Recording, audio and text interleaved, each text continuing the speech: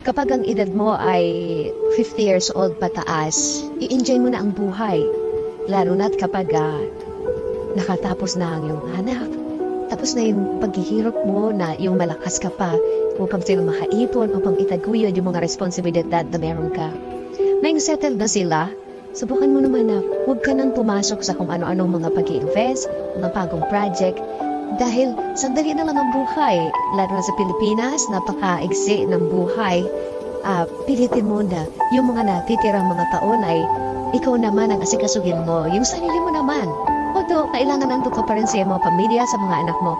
Kasi kaya na nila yan. Sila na mismo ang gagawa ng sarili nilang buhay. Hindi mo na sila kailangan problemahin pa dahil nagawa mo na ang lahat para sa kanila.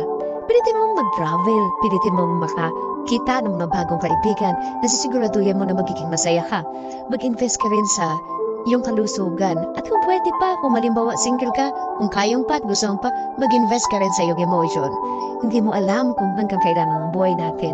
So yung matitira na yon, para sa iyo naman yon.